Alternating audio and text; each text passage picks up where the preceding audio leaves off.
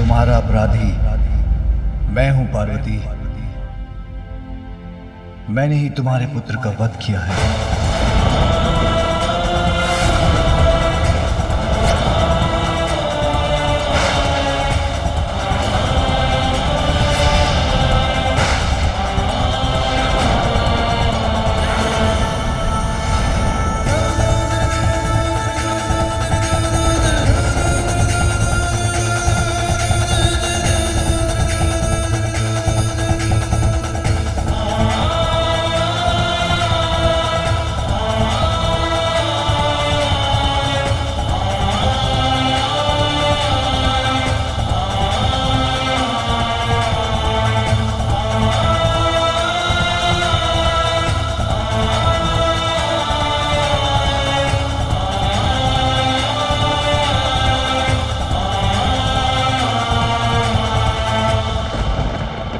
तुम्हारा अपराधी मैं हूं पार्वती।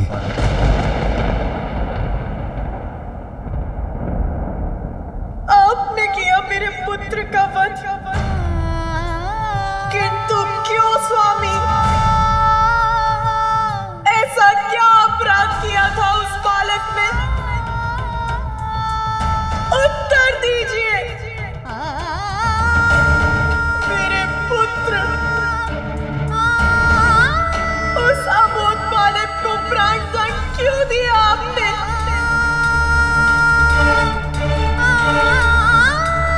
मैंने कुछ पूछा है आपसे, उत्तर दीजिए।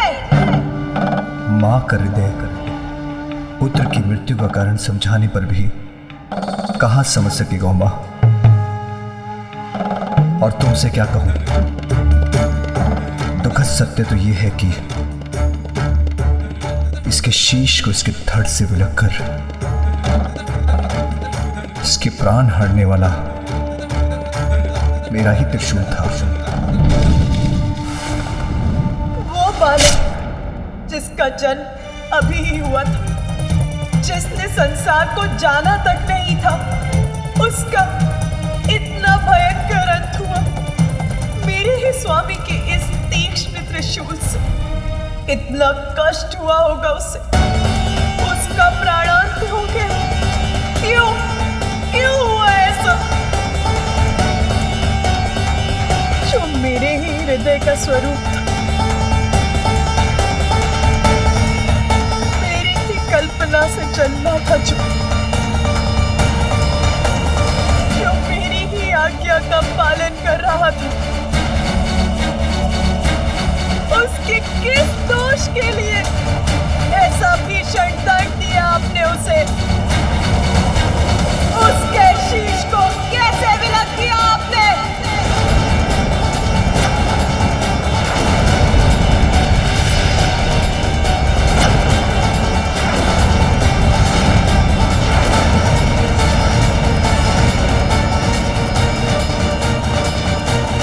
माता महाशक्ति का क्रोध जागृत हो रहा है। माता कुपित हो कदाचित हमें भयंकर दंड देंगी।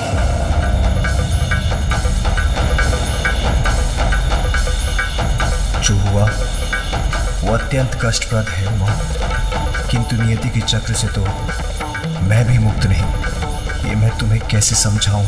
हमें क्षमा कर दे माता। माता, हमसे बहुत बड़ी भूल हो गई। माता, हमें नहीं ज्ञात था कि ये बालक आपका पुत्र है। माता, इसने हमें और प्रभु को भी भीतर प्रवेश करने से रोक दिया था। ठहर जाइए, किसी को भी भीतर जाने की अनुमति नहीं। माता, जब उसका विरोध कर भीतर प्रवेश करने का प्रयास किया तो उसने हम सभी को पराजित कर हमारी दुर्दशा कर दी। किंतु माता, उसमें दोष हमारा ही है। वो प्रभु ने तो मात्र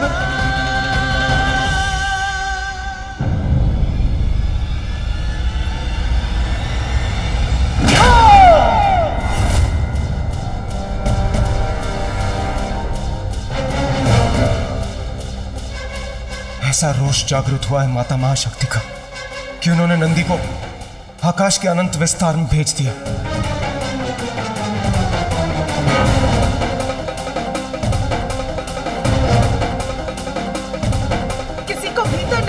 दिया ना मेरे पुत्र ने, आप सभी के अनुसार ये था उसका अपराध।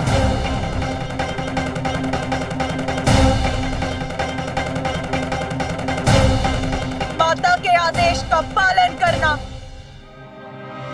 आपकी दृष्टि में अपराध कब से हो गया देवराज? मैंने अपने पुत्र को आदेश दिया था कि वो किसी को भीतर ना आने दे। बताइए मुझे, उत्तर दीजिए।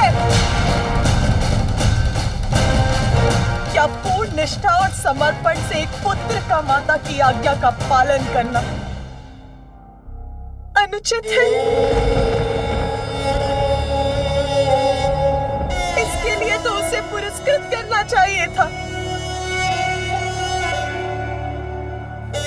और आप सभी ने उसे दंडित करने की स्थिति उत्पन्न कर दी। बिना तथ्य और सत्य जाने आप सभी उससे युद्ध कर उसे उत्तेजित करते रहे। तनिक धैर्य भी नहीं रखा गया आप सभी से।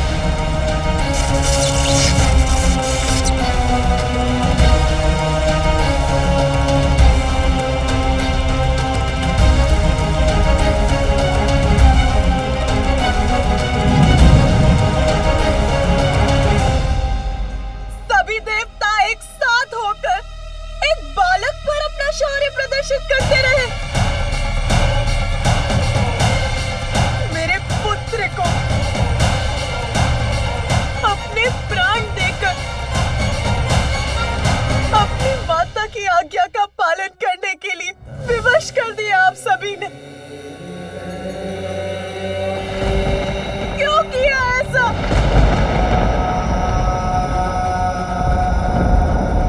एक बार भी नहीं सोचा कि जिस असाधारण बालक ने आपको भवन में जाने से रोक दिया, जिसने अपनी शक्ति से आप सभी देवताओं को परास्त कर दिया, वो कौन हो सकता है? और यदि उसने आपको रोक ही दिया था तो थोड़ी प्रतीक्षा ही कर लेते। मैं अपना स्नान और अन्य कार्य कर यहाँ आने ही वाली थी, तब आप सभी से उसका परिचय करा देती। किंतु देवताओं का अहंकार ये कैसे स्वीकार करता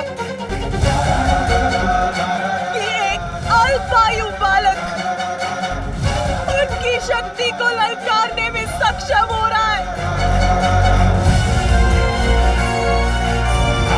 बताइए मुझे, महादेव या उनके गढ़ों के भीतर न जाने से सृष्टि की किस महत्वपूर्ण लीला में बाधा आ रही थी?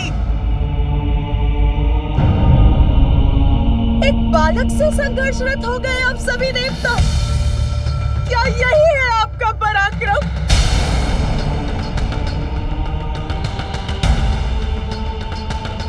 एक बालक से, मात्र एक बालक से क्या हानि पहुंचाई थी उसने किसी को? क्या वो आपसे आपका पद मांग रहा था देवराजेंद्र? मेरा पुत्र, मेरा कोमल हृदय, निष्ठावान, आज्ञाकारी पुत्र मेरा, मेरी अपनी माँ की आज्ञा का पालन भर कर रहा था। बताइए मुझे, क्या इस घटना के बाद संसार का कोई भी पुत्र अपनी माता की आज्ञा का पालन करेगा? क्या किसी भी पुत्र में इतना साहस शेष रहेगा?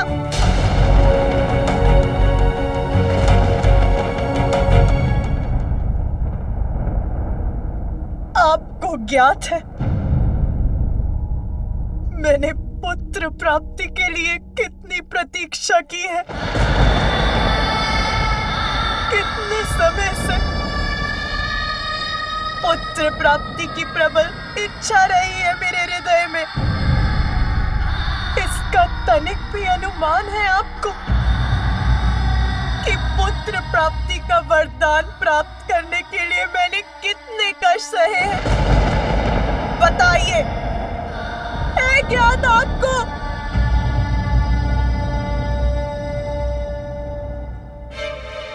आदि शक्ति हूं मैं, आदि शक्ति हूं मैं, आदि शक्ति हूं मैं। वो आदि शक्ति जो उस समय सती के रूप में भी मैं सदा आपकी ही प्रार्थना में लीन रही, अपने पिता श्री प्रजापति दक्ष के विरुद्ध गई ताकि आपके साथ हमारा विवाह हो सके। सती, ये कदापि नहीं हो सकता। मैं तुम्हारा विवाह उस शिव बैरागी से कदापि नहीं होने दूंगा।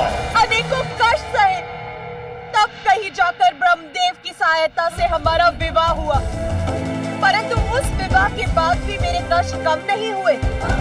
पिताश्री द्वारा आपको यज्ञ में ना बुलाए जाने के पश्चात आपके सम्मान की रक्षा के लिए मुझे अपने प्राणों की आहुति तक देनी पड़ी।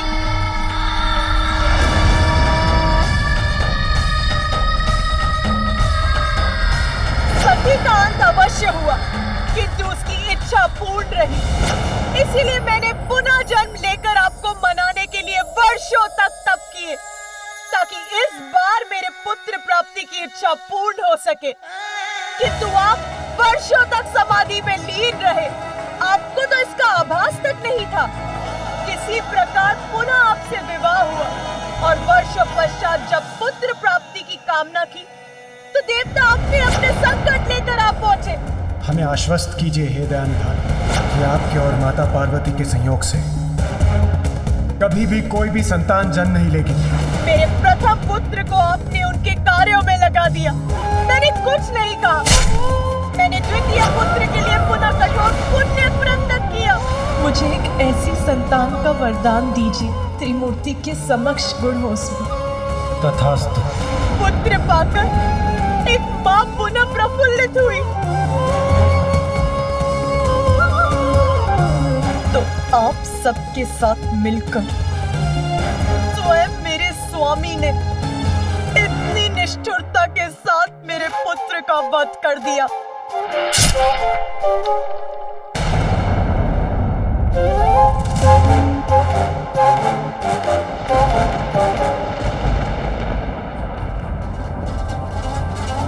स्वामी, आपका त्रिशूल तो इसीलिए है ना कि उसका प्रयोग कर आप दुष्ट जनों से अपने भक्तों और अपनों की रक्षा कर सके, और आपने उसी से अपने पुत्र का वध कर दिया।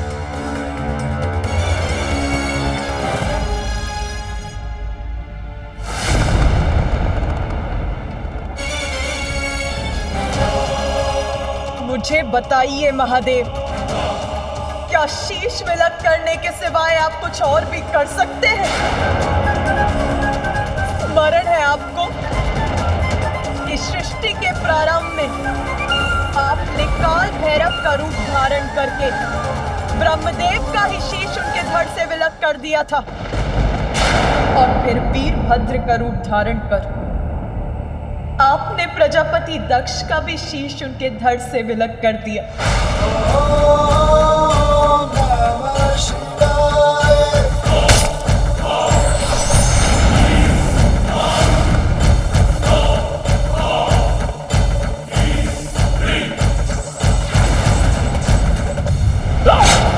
किंतु इस बार तो आप सभी सीमाएं लांघ गए। आपके जिस पुत्र को आपका स्नेह प्राप्त होना चाहिए था, आपने उसी पुत्र का शीश उसके शरीर से विलक कर दिया।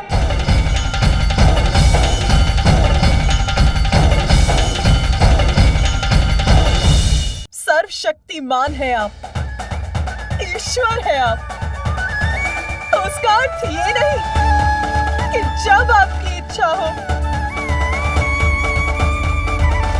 आप किसी को भी शत में छत कर देंगे।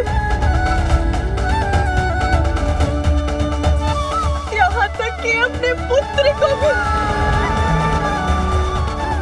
इतना भी नियंत्रण नहीं है आपको अपने क्रोध पर।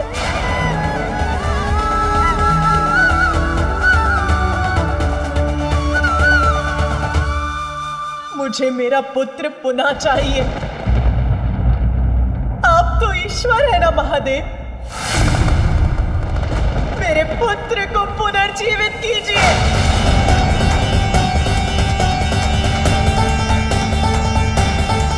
उससे पुनः उठकर मुझे मां कहने के लिए कहिए। कुछ करिए महादेव, कुछ करिए।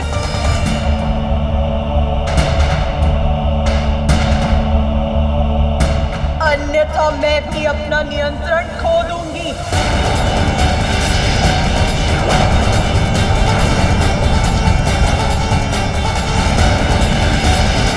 मेरा पुत्र, मेरा प्रिय पुत्र, मेरे सृजन से उत्पन्न हुआ मेरा पुत्र। क्यों महादेव, क्यों क्यों किया आपने ऐसा? क्यों?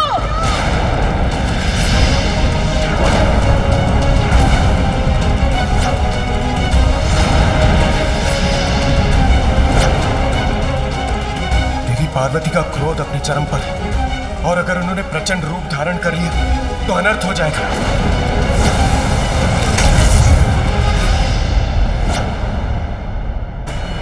यदि आप उसे जीवन देना नहीं चाहते तो मैं जीवित करूंगी उसे।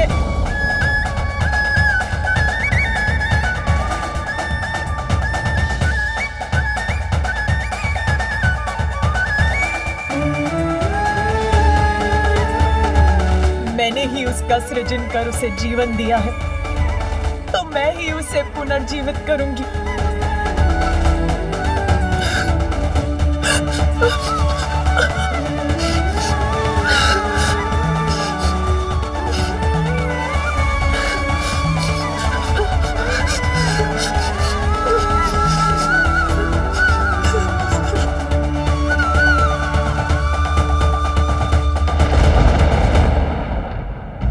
उमा, कैसे समझाऊं तुम्हें? तुम्हारे समस्त प्रयास निरर्थक हैं।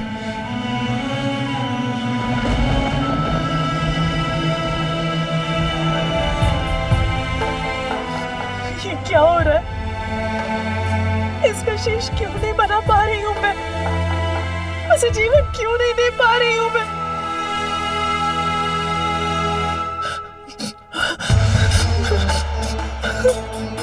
उसके शेष की बस को एकत्रित कर रही हूं तो वो बिखर क्यों जाती है?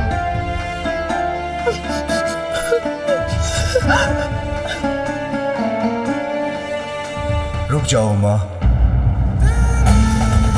तुम्हारा प्रयास व्यर्थ है।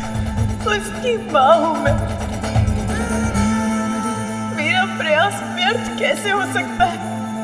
ये शीश मेरे त्रिशूल के प्रहार से भस्म हुआ है और मेरे त्रिशूल से भस्म होकर कोई पुनः जीवित नहीं हो सकता।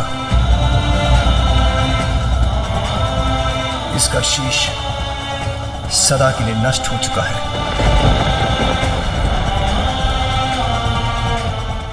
ये शीश मेरे त्रिशूल के प्रहार से भस्म हुआ है और मेरे त्रिशूल से भस्म होकर कोई पुनः जीवित नहीं हो सकता। इसका शीश सदा के लिए नष्ट हो चुका है। तो सब कुछ नष्ट हो जाएगा। यदि मेरा पुत्र जीवित नहीं हो सकता तो संसार भी शेष नहीं रहेगा। ऐसी विनाश लीला उत्पन्न करूंगी मैं।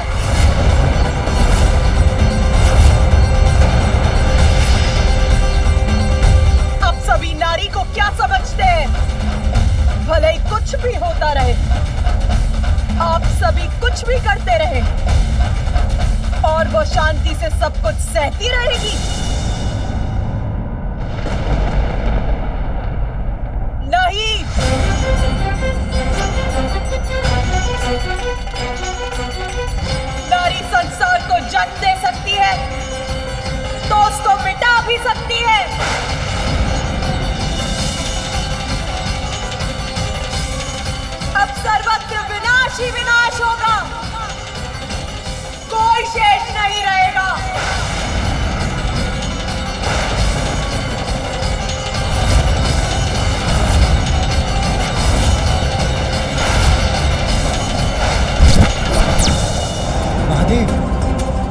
पार्वती का उग्र होना संसार के लिए उचित नहीं है।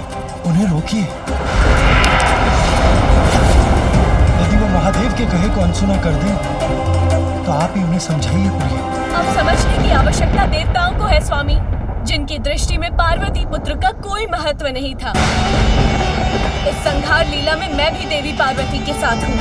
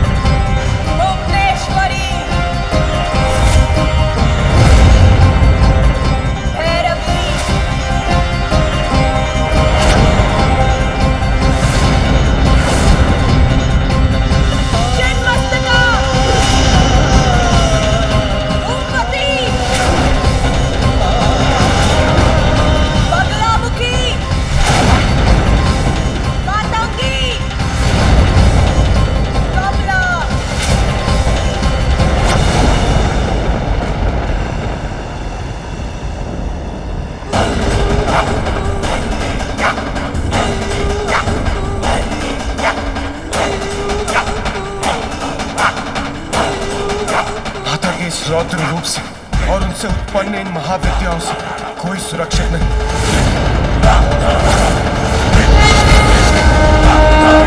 मैं केवल कैलाश ही नहीं, समस्त ब्रह्मांड में जहां जहां भी देव है उनका भी नाश कर दूंगी। संहार करूंगी मैं, संहार।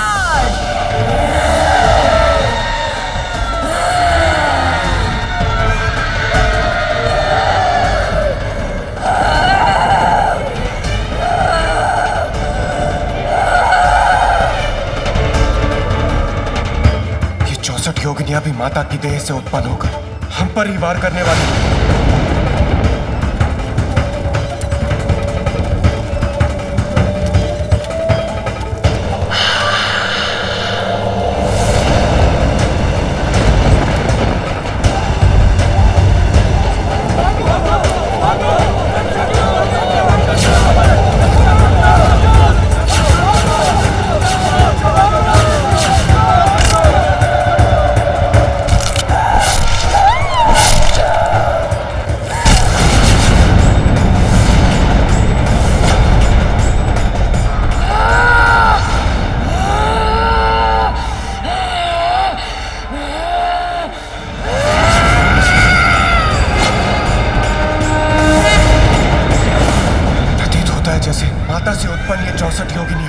दसों महाविद्या अब हम देवताओं का विनाश करने के लिए हमारी ओर बढ़ रही हैं। अवश्य दंड दूंगी मैं तुम सभी को तुम्हारे इस कृत्य के लिए।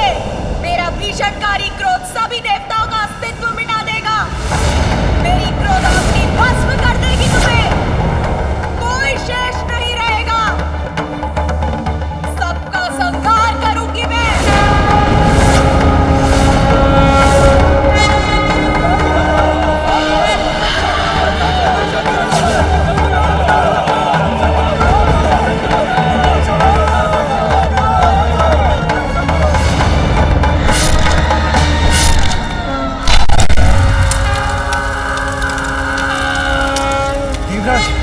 इन योगिनियों से हम देवताओं की रक्षा का कुछ उपाय कीजिए।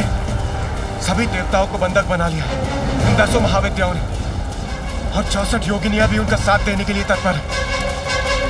मुझे ज्ञात नहीं अब कैसा विनाश होगा। के समान है माता आदिशक्ति का रोष। जब तक शांत है तब तक ये अपनी संहारक शक्ति को अपने भीतर समाये रखता है, और हाँ, जब फटता है तो चारों दिशाओं में संहार करता है। कहाँ जाने का प्रयास कर रहे थे? देवी दुर्गा का स्पष्ट आदेश है, आज कोई भी देवता यहाँ से जीवित नहीं जा सकता।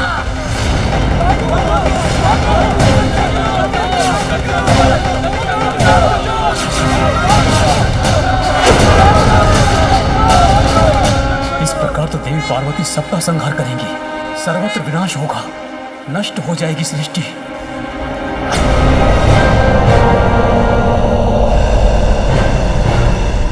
अब सभी देवगण फैल जाइए, एक दूसरे से दूर रहिए और अपनी रक्षा के लिए अपने अस्त्रों का प्रयोग कीजिए।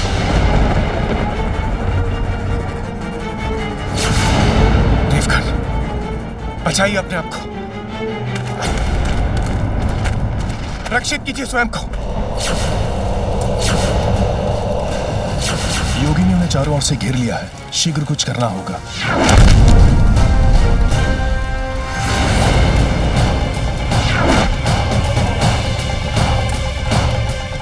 आश्चर्य, मेरे प्रहार का इन पर कोई प्रभाव नहीं हो रहा।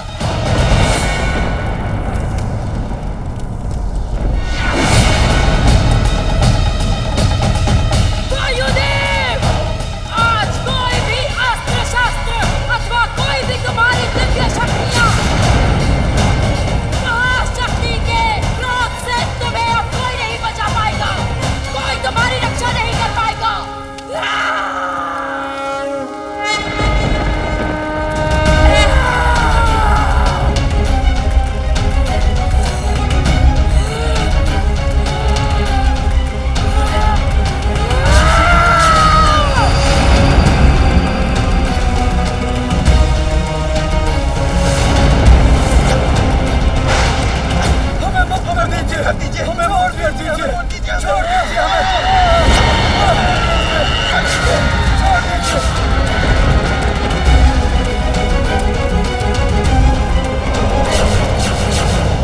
अग्निदेव, कहाँ भागने का प्रयास कर रहे हो?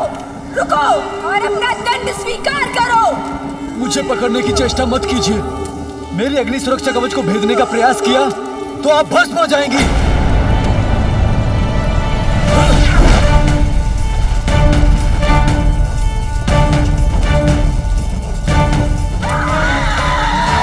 ये किसकी गर्जना है?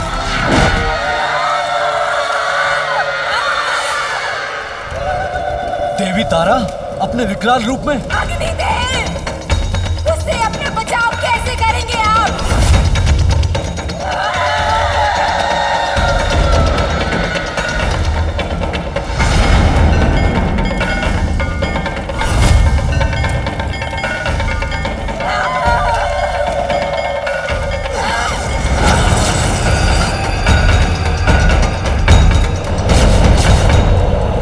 पार्वती का दुख उनका रोष बन रहा है, किंतु अभी उन्हें रोकना संभव नहीं।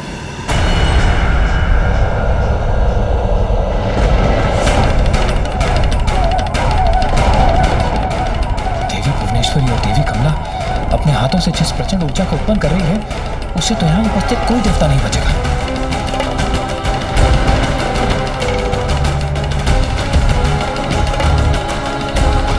यदि मैं जल में परिवर्तित हो जाऊं तो इन महाविद्याओं की ऊर्जा को सहज ही भेज सकूंगा। जल रूप में कोई मुझे कैसे भस्म कर सकता है?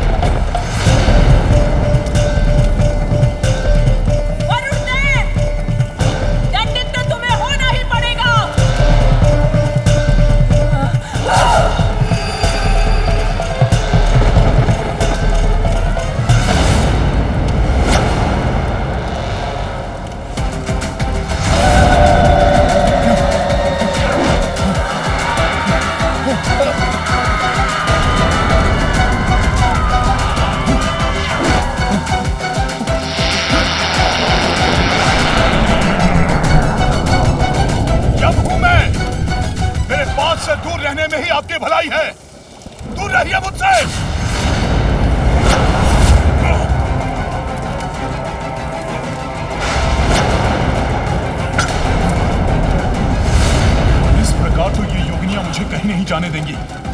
देवी धूमवती वृद्धा होने के कारण दुर्बल प्रतीत होती है। यदि मैं तीव्र गति से भाग गया तो ये मुझे कदापि नहीं पकड़ सकेंगी। ठहरो यमराज, कहाँ जा रहे हो? मुझे शक्तिहीन समझने की भूल मत करो। यमराज, अब जाओ, देवी दुर्गा के उदर में जाके समा जाओ।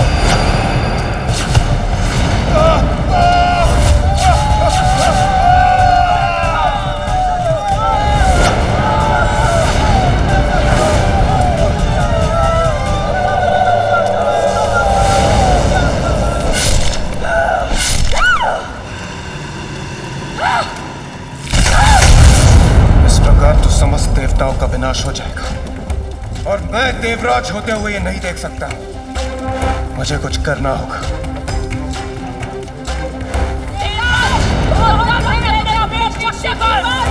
आज देवताओं के साथ हमारा अहंकार भी मिट जाएगा।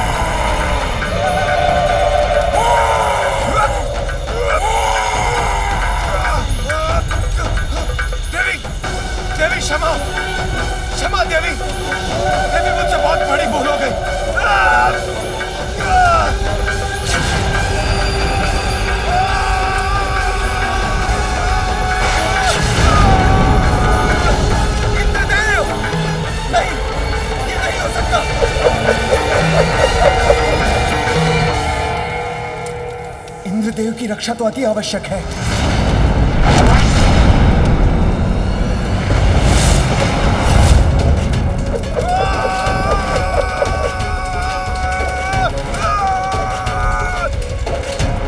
इंद्रदेव की रक्षा से पूर्व तुम अपनी रक्षा का विचार करो सूर्यदेव।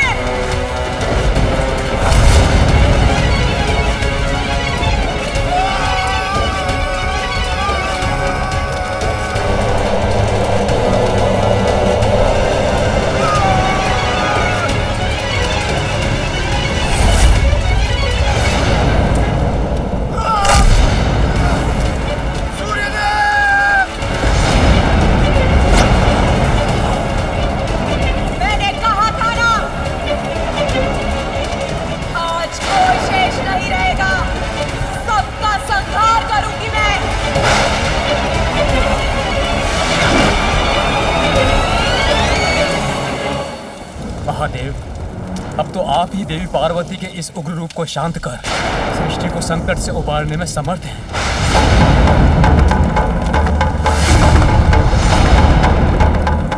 महादेव, शीघ्र कुछ कीजिए, अन्यथा देवी पार्वती सर्वत्र प्रलय की स्थिति उत्पन्न कर देंगी। मैं तो प्रतीक्षा ही कर रहा था कि देवी पार्वती के भीतर का रोष बाहर आ जाएगा तो वो स्वतः शांत हो जाएंगी, किंतु उसके विपरीत उनका रोष तो बढ़ता ही जा रहा है। उनकी इस विनाश लीला को शांत कर उन्हें रोकना ही होगा। मेरे पुत्र का वध त्रिशूल से किया था ना आपने?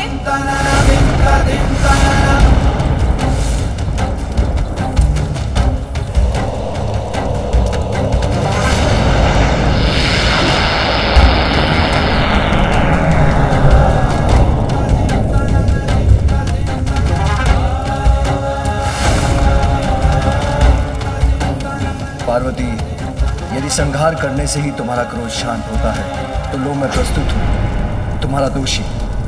मुझे निकलकर मेरा संहार करो देवी।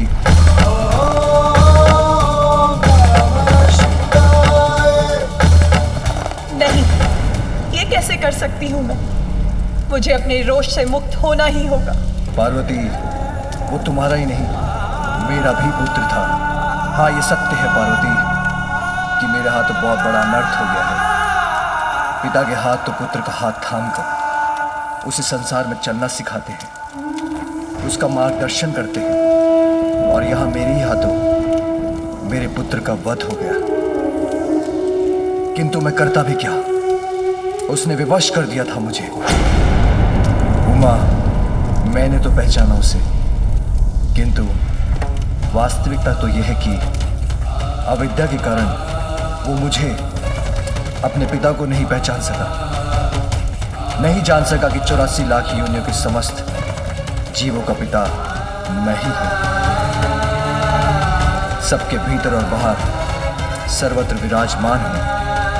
अज्ञानतावश कुछ भी समझाने का अवसर नहीं दिया उसने।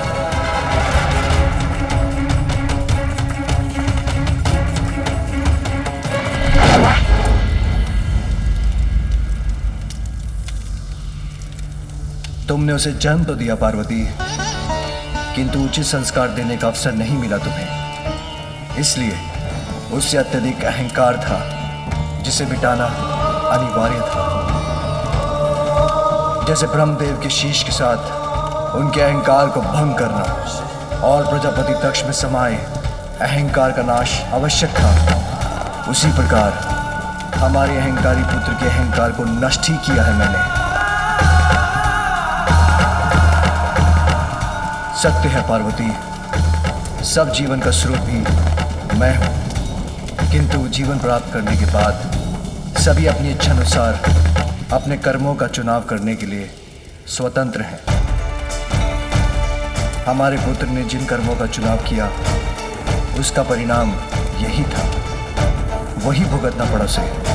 स्वामी, वो ब्रह्मदेव या प्रजापति दक्ष नहीं था, एक अपरिपक्व बालक मात्र था जिसका जन्म तक कुछ ही समय पूर्व हुआ था। कुछ ज्ञान प्राप्त करने का अवसर ही कहाँ प्राप्त हुआ उसे। अपनी माँ के आदेश का पालन कर रहा था वो, उसके लिए आपने उसका वध कर दिया। ये निर्णय आपका मुझे स्वीकार नहीं है स्वामी। मुझे मेरा पुत्र वापस चाहिए, तभी मैं स्वयं को शांत कर पाऊंगी। यदि आप चाहें तो यह अवश्य संभव होगा, क्योंकि आप ही समस्त जीवन के नियंत्रक हैं।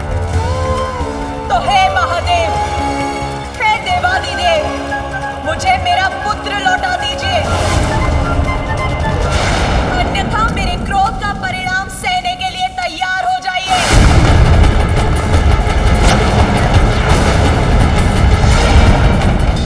मुझे मेरा पुत्र लौटा दीजिए, अन्यथा मेरे क्रोध का परिणाम सहने के लिए तैयार हो जाइए।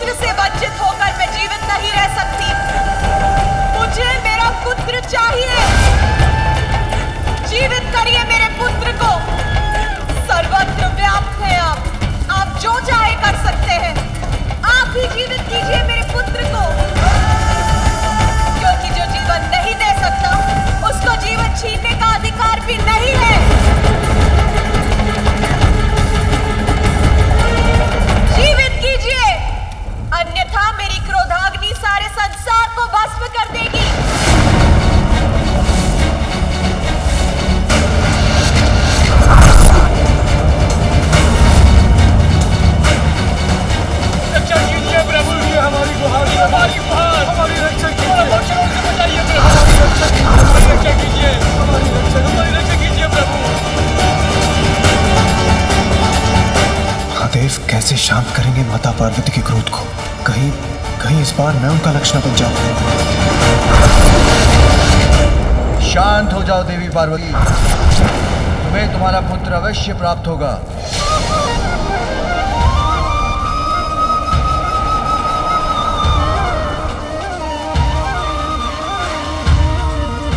इसलिए नहीं कि तुम संहार कर रही हो, किंतु इसलिए कि पुत्र प्राप्ति की तुम्हारी कामना अत्यंत प्रबल है। क्योंकि तुमसे पूछे बिना मैंने देवताओं को वरदान दिया था, क्योंकि पुत्र प्राप्ति के लिए तुमने इतना कठोर व्रत कर श्री हरि से सुंदर पुत्र पाने का वरदान प्राप्त किया था। इन सब कारणों से मैं तुम्हें तुम्हारा पुत्र अवश्य दूंगा। ऐसा पुत्र जो असाधारण होगा, दिव्य होगा, सबसे भिन्न और अहंकार रहित होगा। मेरे वचन व्यर्थ नहीं होंगे पार्वती, इसलिए अब शांत हो जाओ महेश्वरी।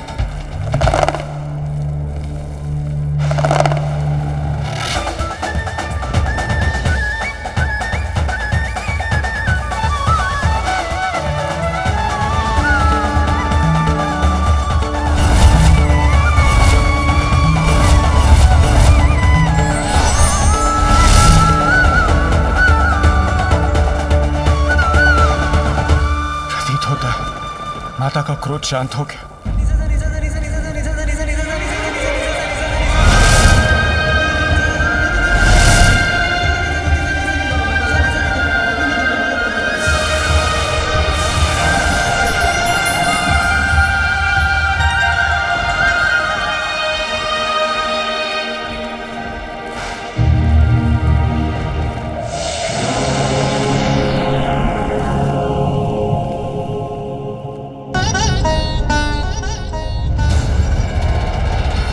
उमा, देवी पार्वती, अपने आप को संभालिए।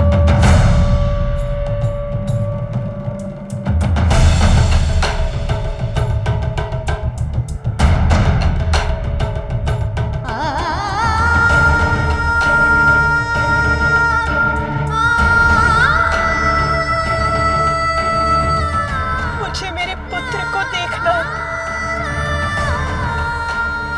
उसे देखे बिना कैसे शांत हो सकती हूँ मैं? स्वामी, इस माँ पर इतनी कृपा कीजिए। अब अविलंब मेरे पुत्र को जीवित कर दीजिए।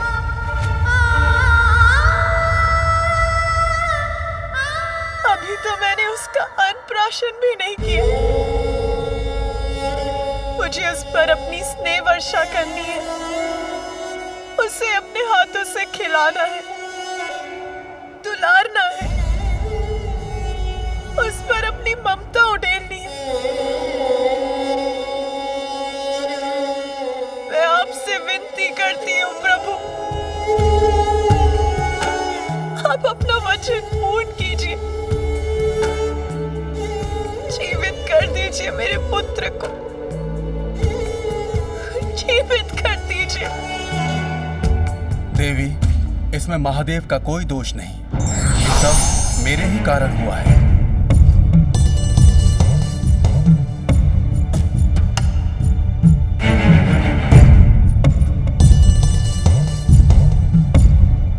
आपका दोषी तो मैं हूं। इस घटनाक्रम का संपूर्ण दोष मेरा ही है। कैसे महर्षि कश्यप? इस सब से आपका क्या संबंध है? संबंध है माता, इसका मेरे श्राप से ही गूढ़ संबंध है। बहुत समय पूर्व महादेव के दो परम भक्त थे, माली और सुमाली,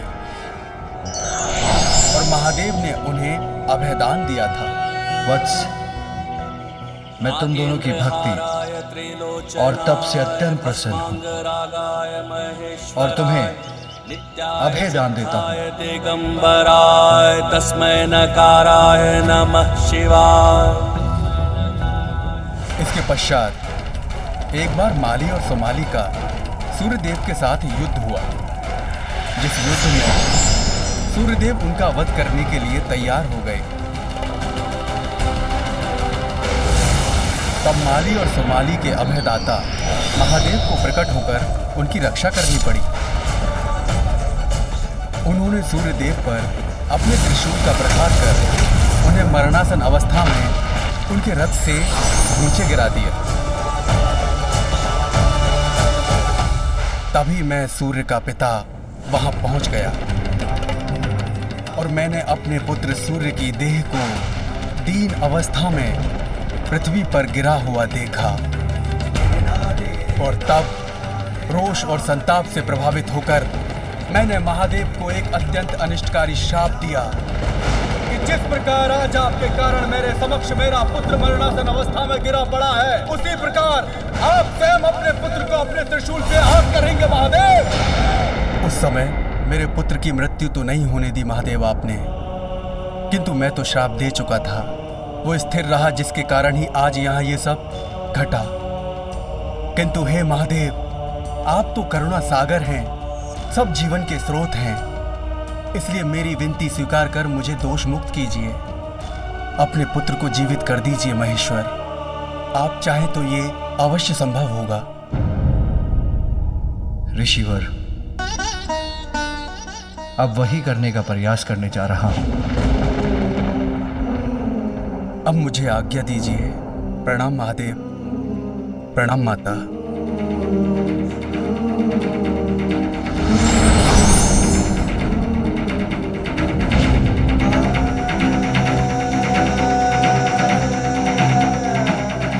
देवगण, मेरे पुत्र इस बालक के पार्थिव शरीर को मानसरोवर के पावन जल से धोकर वहां उस गुफा के भीतर रख दीजिए।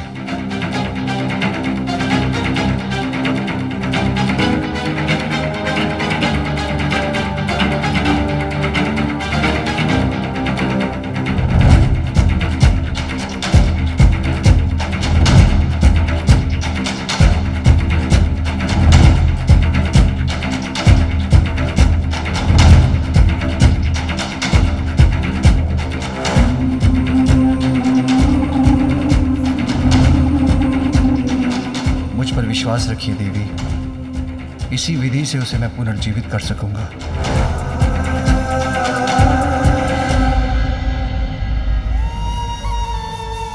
क्या हुआ माँ?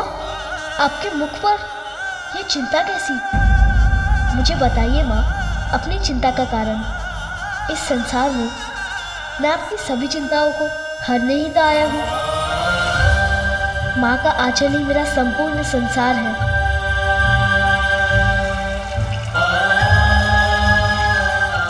तुम ये क्या कर रहे हो पुत्र? अभी बताता हूँ माँ।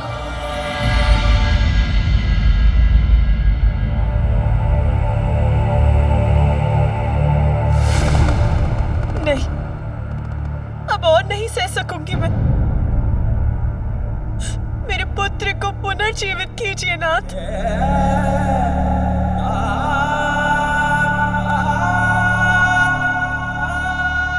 धैर्य रखो उमा।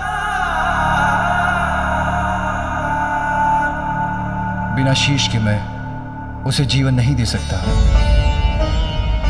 मेरे त्रिशूल के प्रहार से उसका शीश सदा के लिए नष्ट हो चुका है, किंतु उसका भी उपाय है। उसका धड़ किसी और शीश से जोड़ना होगा।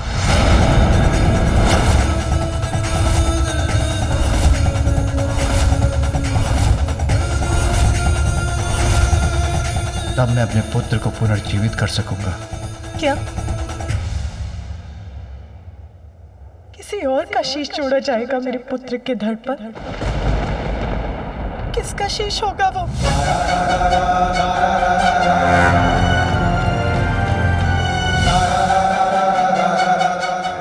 उत्तर दीजिए, किसका शीश दिया जाएगा मेरे पुत्र को?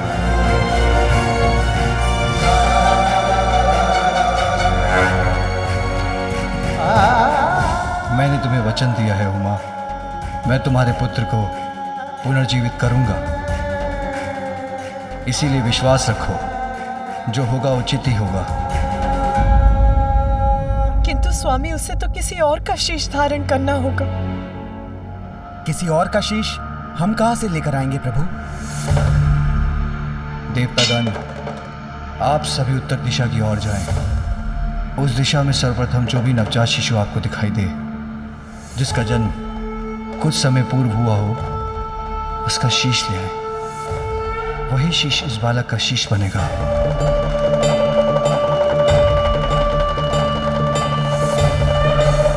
और ये कार्य करते समय दो बातों का अवश्य ध्यान रखिएगा। उसी नवजात शिशु का शीश लेकर आएं जो दक्षिण दिशा की ओर मुख कर लेटा हो, और ये कार्य दोपहर की अवधि में पूर्ण हो जाना चाहिए।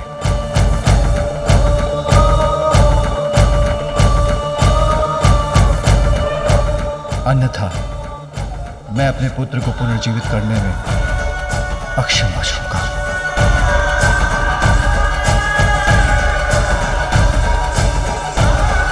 यदि दोपहर के भीतर कोई शीश नहीं मिला तो माता पार्वती का क्रोध पुनः जागृत हो जाएगा। मुझे तो यही चिंता सता रही है, किंतु इसे इनके समक्ष कैसे व्यक्त करूं?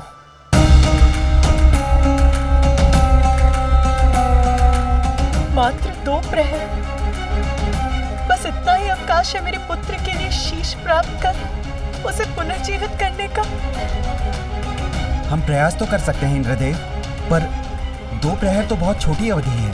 सूर्यदेव, ये महादेव की आज्ञा है। हमें उन पर विश्वास कर अति शीघ्र अपनी यात्रा प्रारंभ करनी चाहिए और अविलंब उत्तर दिशा की ओर प्रस्थान करना चाहिए। रुकिए इंद्रदेव,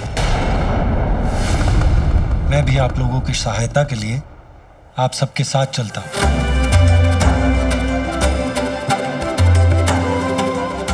आप निश्चिंत रहिए देवी पार्वती। जिस प्रकार मैंने महादेव को गजासुर के उदर से मुक्त कराने का वचन निभाया था, उसी प्रकार मैं और समस्त देवगण अपने प्रयास से आपको निराश नहीं करेंगे।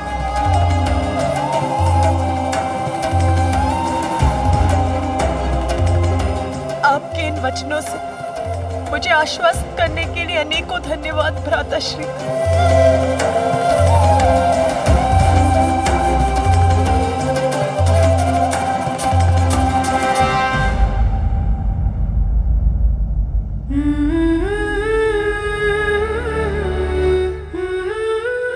मेरा पुत्र पुनर्जीवित हो जाए, इतनी ही इच्छा है मेरी। मुझ पर विश्वास रखो उमा।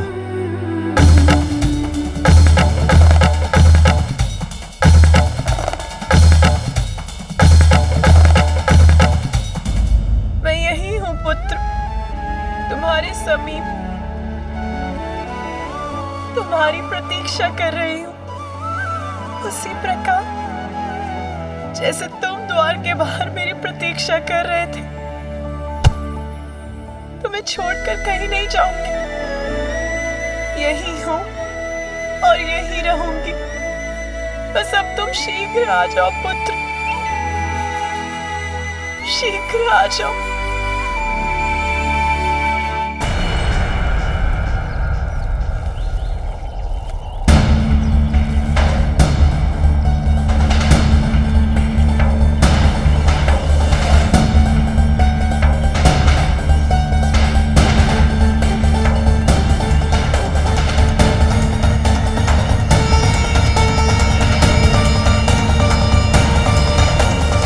समय अत्यंत तीव्र गति से बीता जा रहा है और हमें अभी तक कोई नवजात शिशु नहीं दिखा।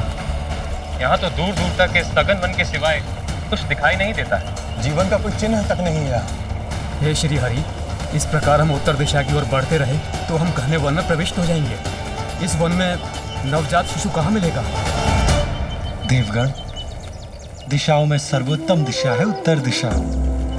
जीवन का सार छिपा है इसमें।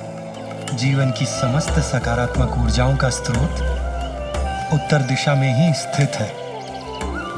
अतः आप लोग अपना संशय त्याग दीजिए और आगे बढ़िए, क्योंकि जहां आपको सघन वन दिखाई दे रहा है, वहां महादेव अपनी दिव्य दृष्टि से भविष्य के दर्शन कर चुके। देवी पार्वती और महादेव के जीवन में नवीन अध्याय के आरंभ का स्रोत अवश्य ही हमें उत्तर दिशा से प्राप्त होगा। किंतु श्री हरि, हम अपने स्वार्थ के लिए किसी नवजात शिशु के प्राण हर लेंगे, ये कहाँ उचित है? अग्निदेव, महादेव सर्वज्ञ है।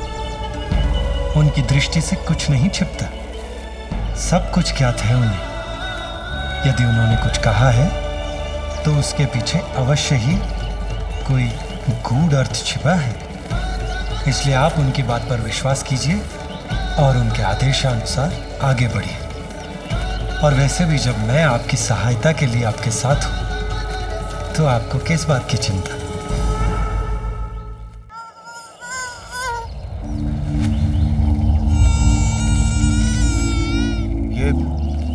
ये शिशु क्रंदन का स्वर उस ओर से आ रहा है। हमें शीघ्र उस ओर चलना चाहिए।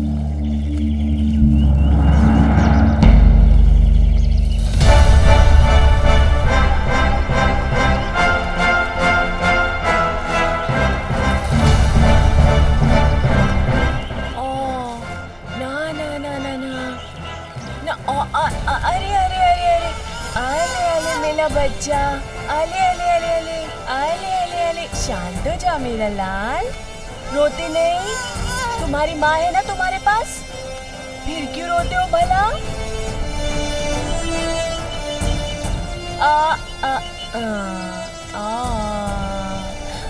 चुप हो जा, चुप हो जा। अवश्य ही यही वो शिशु है जिसके बारे में महादेव ने हमसे कहा था। हाँ अवश्य, यही है हमारी समस्या का समाधान। नहीं वरुण देव, आप भूल कर रहे हैं। भूल? कैसी भूल विष्णुदेव? ये एक शिशु है और नवजात भी, अर्थात हमें इसी का शीश ले जाना है ना? इंद्रदेव, ये शिशु नवजात अवश्य है, परंतु महादेव ने हमें स्पष्ट कहा था उसी नवजात शिशु का शीश लेकर आए जो दक्षिण दिशा की ओर मुख कर लेटा हो, और इस बालक का मुख पश्चिम दिशा की ओर है। अतः इसका शीश देवी पार्वती के पुत्र के लिए उपयुक्त नहीं है। महादेव ने हमें अवश्य भेजा है, किंतु अपने हृदय में उत्पन्न संशय को मिटा नहीं पा रहा हूं मैं।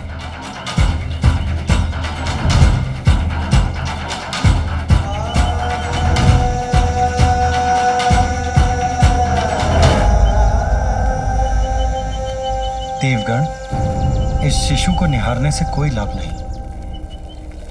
एक प्रहर बीत चुका है, हमें शीघ्रता कर दूसरा शिशु ढूंढना होगा।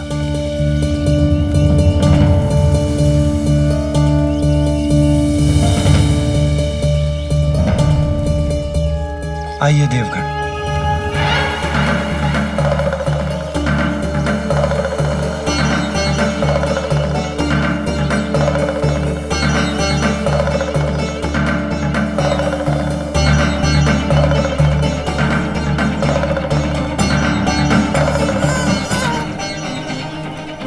कोई है, अवश्य है। संभव है यही वो शिशु है जिसका शीश हम ढूंढ रहे हैं।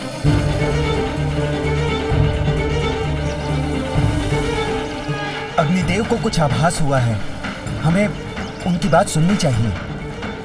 इस ओर आइए प्रभु।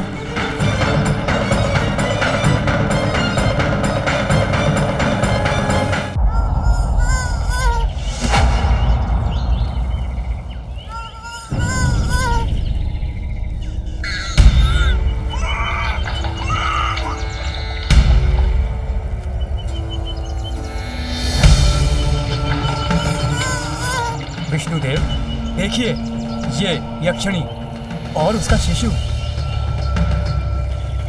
और कितना सुंदर है। माता पार्वती भी इसे देखकर अत्यंत प्रसन्न होंगी। आप सभी उत्तर दिशा की ओर जाएं। उस दिशा में सर्वप्रथम जो भी नवजात शिशु आपको दिखाई दे, जिसका जन्म कुछ समय पूर्व हुआ हो, उसका शीश ले आए।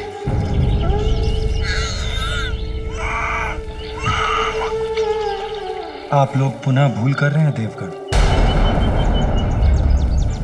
महादेव ने स्पष्ट कहा था कि हमें किसी नवजात शिशु का शीश ढूंढना है, किंतु यह यक्ष शिशु नवजात नहीं है। इसकी आयु 1 वर्ष के समीप है।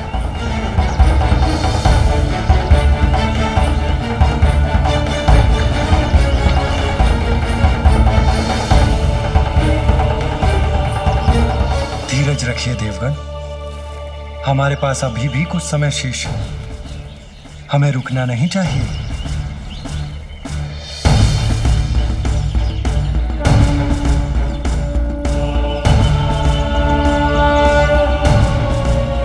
आइए देवगण,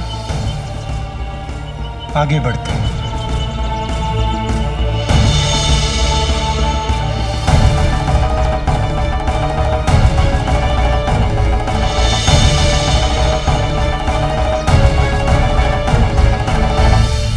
यहाँ तो वन्य पशु भी कठिनाई से आते होंगे, फिर श्रीहरि हमें वन के और भीतर कहाँ ले जा रहे हैं?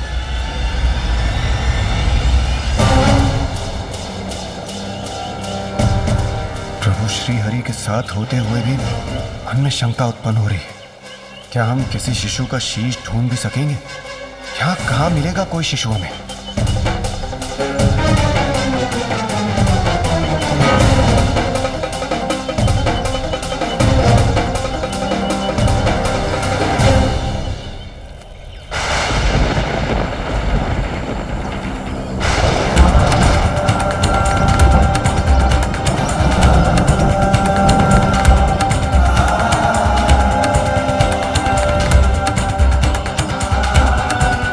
विष्णुदेव, ये गज? मात्र गज नहीं देवराजेंद्र, एक नवजात गज। प्रभु, ये क्या कह रहे हैं आप? इस गज शिशु का शीश ही माता पार्वती के पुत्र का शीश होगा? ये कैसे संभव है प्रभु? स्मरण कीजिए देवगण, महादेव ने ये तो नहीं कहा था कि हमें मानव शिशु का शीश ले जाना ही अनिवार्य है। महादेव के कथन के अनुसार सर्वप्रथम जो भी नवजात शिशु दक्षिण दिशा की ओर मुख करके लेटा अथवा बैठा हो, उस शिशु का शीश लेकर जाना है हमें। और ये गज शिशु नवजात भी है और इसका मुख दक्षिण दिशा की ओर भी।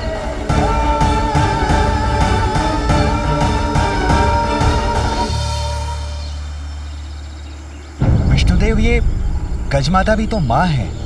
जब ये निद्रा से जागेगी और अपने पुत्र को अपने समीप नहीं पाएगी तो इस माँ की भी क्रोधाग्नि जागृत हो जाएगी और तब ये भी भयंकर उत्पात मचाकर सर्वत्र विनाश करेगी।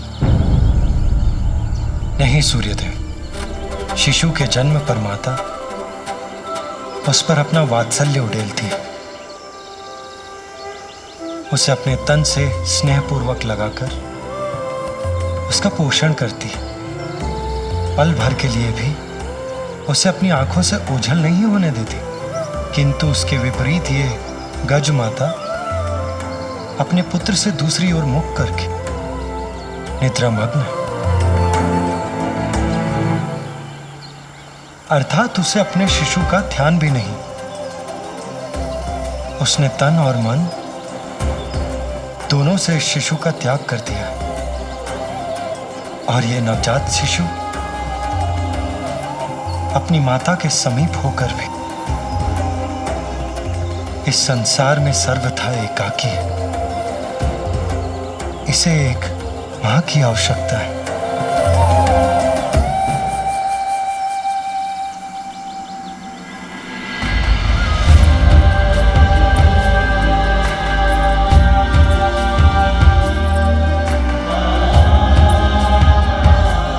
और वहां एक अन्य मां अपने पुत्र के लिए व्याकुल है।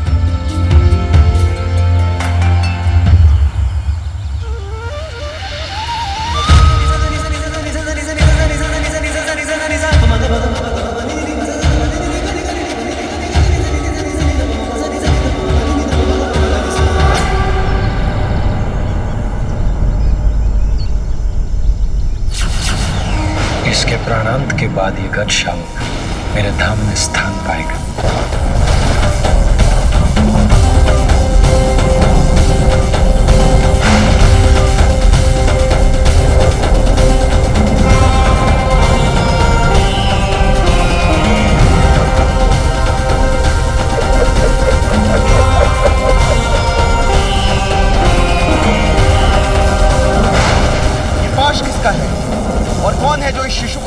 यहाँ तक पहुँच गया।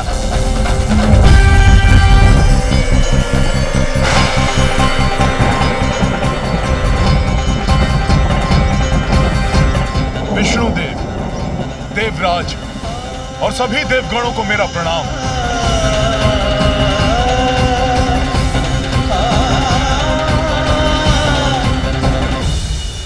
प्रणाम यमराज, किंतु आप और यहाँ, आपके यहाँ आने का क्या प्रयोजन है? देवराज, मैं यहाँ अपना कर्तव्य निभाने, इस गज शिशु को मृत्यु प्रदान करने आया हूँ। किंतु यमराज, महादेव ने तो हमें आदेश दिया है कि दक्षिण की ओर जिस नवजात शिशु का मुख हो, उसका शीश हम उनके पास पहुंचा दें, जिसके अनुसार ये गज शिशु उनके लिए सर्वथा उपयुक्त होगा। यही तो महादेव की लीला है। इस गज शिशु को मात्र 1 दिवस की अल्पायु प्राप्त है। यमराज इसे मृत्यु देकर और हम इसका शीश लेने एक साथ यहाँ पहुंचे। अर्थात महादेव की ये इच्छा नहीं है कि हम किसी शिशु की आयु छीनकर उनके पुत्र को शीश प्रदान करें। जब इस गज शिशु की मृत्यु होने ही वाली है, तो हमारे द्वारा इसका शीश ले जाने में कुछ भी अनुचित कहाँ है? इसे ही कहते हैं परमात्मा का न्याय।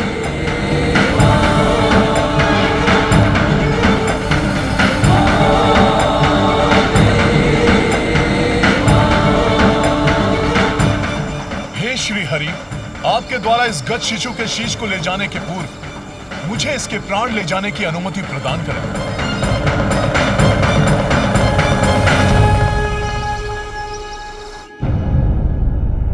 कितना समय बीत गया और मेरा पुत्र अभी भी निष्प्राण है।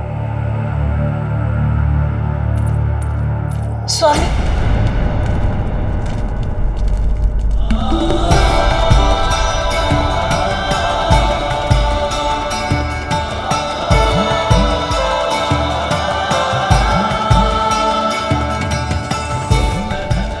हरि और देवगण लौट रहे हैं, अर्थात उनकी यात्रा सफल हुई। अब पुनः पा सकूंगी मैं अपने पुत्र को।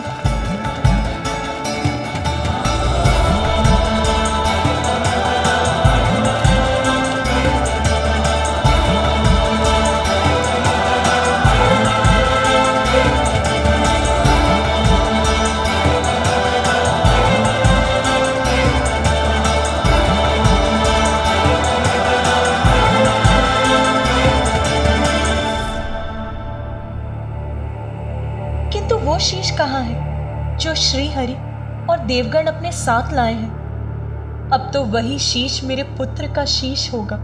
आपके आदेशानुसार हम ले आए एक शीश।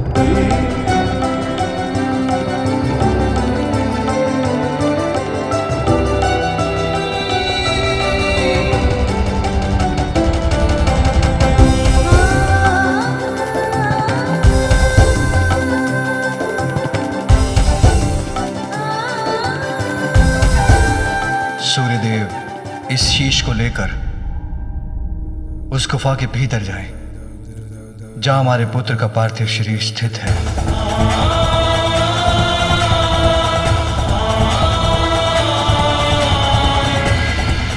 जो आज्ञा प्रभु।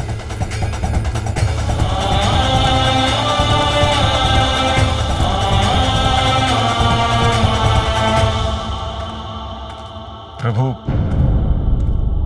मुझे अभी भी एक शंका है।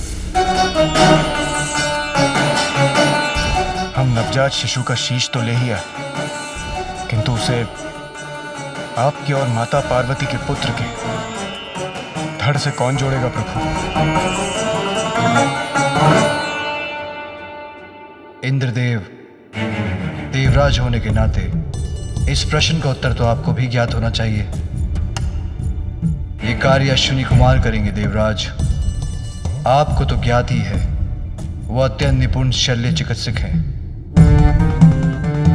क्यों, उचित कह रहा हूं ना मैं?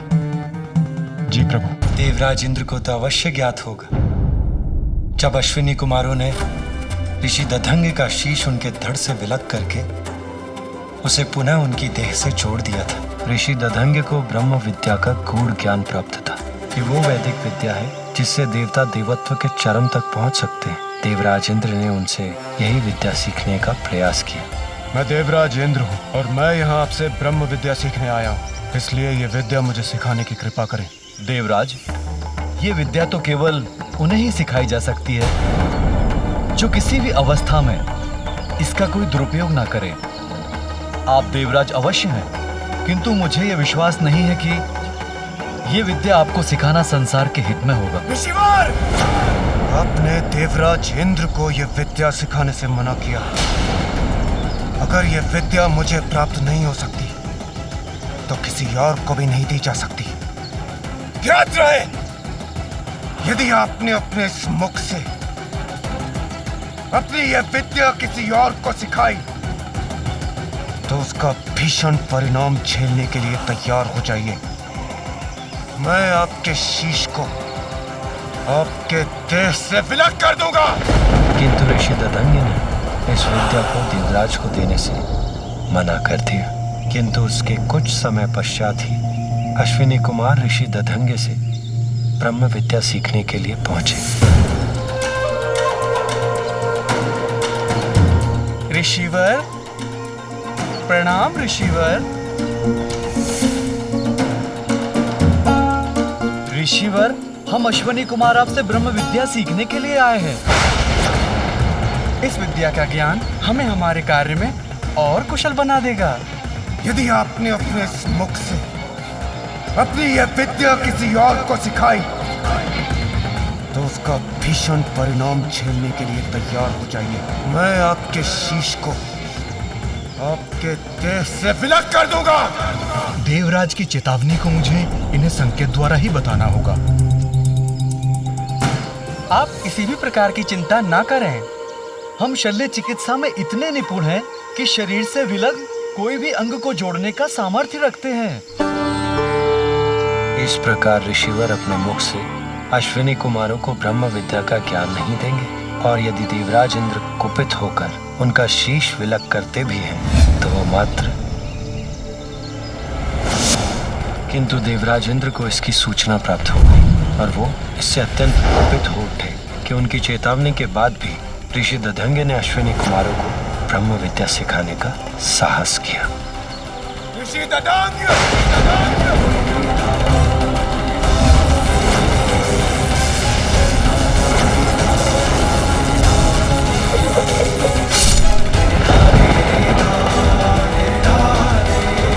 इसके उपरांत दोनों अश्विनी कुमारों ने ऋषि दधंग के शीश को उनके शरीर पर पुनः स्थापित कर संजीवनी विद्या से उन्हें पुनर्जीवित कर दिया। आप दोनों का कल्याण हो।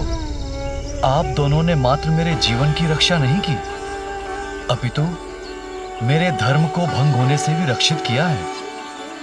एक गुरु होने के कारण आप दोनों जैसे योग्य शिष्यों को धर्म का ज्ञान देना मेरा धर्म था। यदि देवराज इंद्र के भय से मैं आपको ये ज्ञान दिए बिना लौटा देता, मेरे गुरु होने का धर्म खंडित होता। शल्य चिकित्सा में पारंगत और संजीवनी विद्या के ज्ञाता भी हैं अश्विनी कुमार, इसलिए बालक के शीश को उसके धड़ से जोड़ने के लिए उनका बुलाया जाना स्वाभाविक है और उपयुक्त भी। बालक के शीश को उसके धड़ से जोड़कर वो उसे प्राण दान देने में समर्थ है।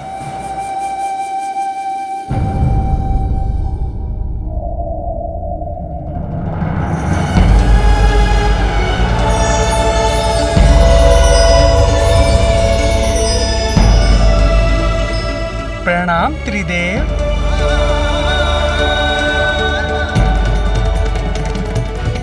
प्रणाम देवतागण।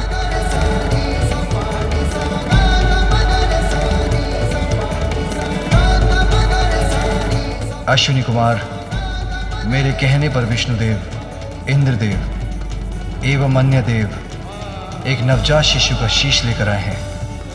आप औषधियों के देवता हैं, इसीलिए आप ही मेरे पुत्र के तन से इस शीश को जोड़ने में सक्षम है। ये हमारा सौभाग्य होगा महादेव।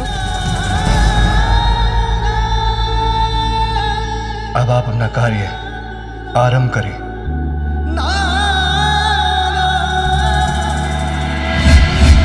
देवगण,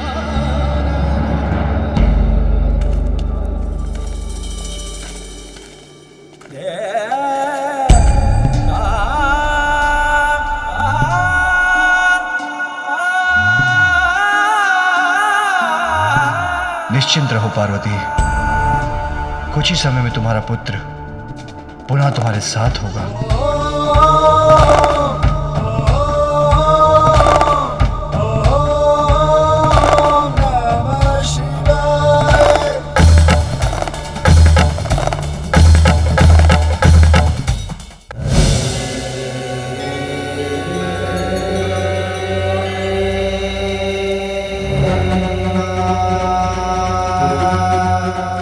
महादेव, हम शीश को तो बालक के शरीर से जोड़ देंगे, किंतु इनकी मृत्यु आपके त्रिशूल के प्रहार से हुई थी, इसलिए हम इन्हें जीवन प्रदान नहीं कर सकेंगे। इन्हें प्राण देकर पुनर्जीवित तो आप ही कर सकते हैं प्रभु।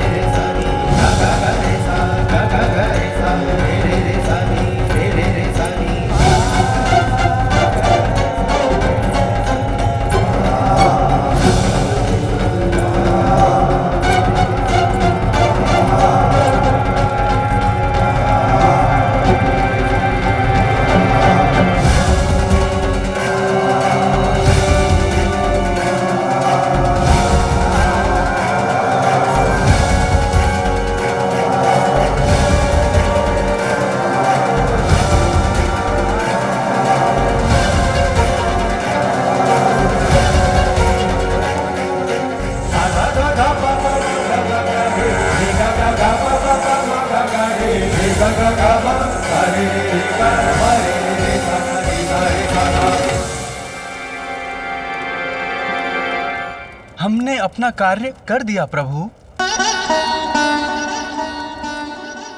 अब मैं बहुत विचलित हो रही हूं। मैं अपनी दिव्य दृष्टि से भीतर देख सकती हूं, किंतु स्वयं देखने पर मैं अत्यंत व्याकुल ना हो जाऊं। देवी सरस्वती, क्या आप मुझे देखकर बता सकती हैं कि वहां क्या हो रहा है?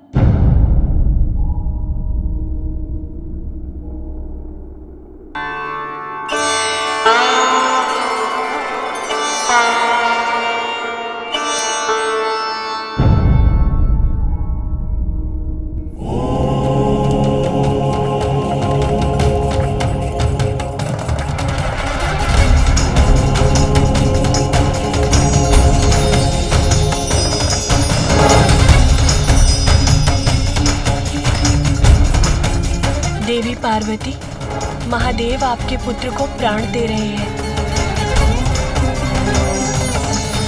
उनके पांव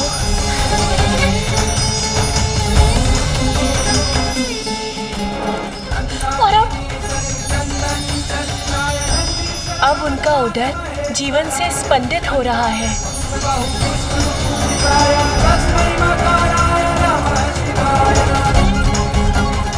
और अब क्या हो रहा है वहाँ? अब उनके हाथ और उनकी भुजाएं, उसमें भी जीवन का संचार हो रहा है। और बताइए ना, अब क्या हो रहा है वहाँ? और अब उनकी ग्रीवा क्रियाशील हो रही है। है।